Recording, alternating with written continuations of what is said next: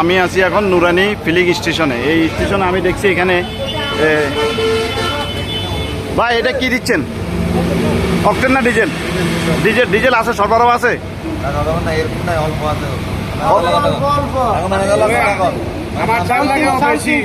আচ্ছা, আর অকটেন আছে নি?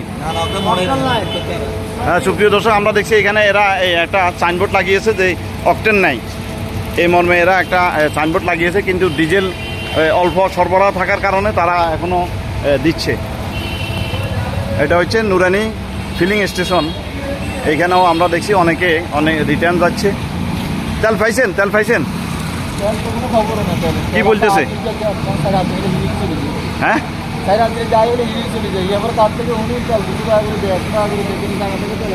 ও, এখানে অকটেন নেই এটাও বলে এরা লিখে রাখছে যে অকটেন নাই, কিন্তু অনেকে 4-5 দিন ধরে এসে রিটার্ন যাচ্ছে, ফেরত যাচ্ছে।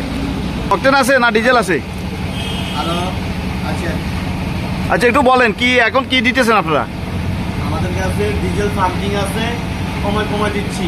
আচ্ছা অকটেন 13-3-26 রাত 11:30 শেষ হয়ে গেছে। অকটেন নাই না, কিন্তু ডিজেল কিছু আছে এখন, ওই কিছু আছে পাম্পিং মানুষে শহরমুখী করে দিতে পারতেছে। আচ্ছা।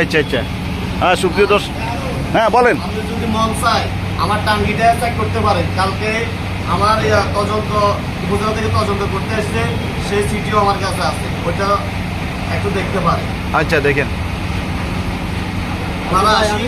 চেক করে গেছে, কারণ এটা মোবিল তেল ও এটা আছে কি, উনি কি চেক করে গেছে?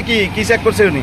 আমার টাঙ্গিতে কি তেল আছে না ওই কত পরিমাণ তেল আছে এটা চেক করে গেছে। পরিমাণ আছে এগুলো পরিদর্শন করা শেষ। থানার থেকে গাড়ি পর্যন্ত আসি ফিরে গেছে, আমি তেল দিতে পারি। আচ্ছা ধন্যবাদ। সুপ্রিয় দর্শক, আমি যে নুরানি ফিলিং স্টেশনে, এখানে গতকালকে রাত্রে নাকি এই থানার থেকে তদন্ত ওসি আসে, চেক করে গিয়েছে। উনি একটা কাগজ দেখিয়েছে আমাকে যে ওনার এখানে কতটুকু তেল আছে, কতজনকে দিতে পারবে, উনি চেক করে গিয়েছে। এখন দেখছি অকটেন নাই, কিন্তু ডিজেল অল্প কিছু থাকার কারণে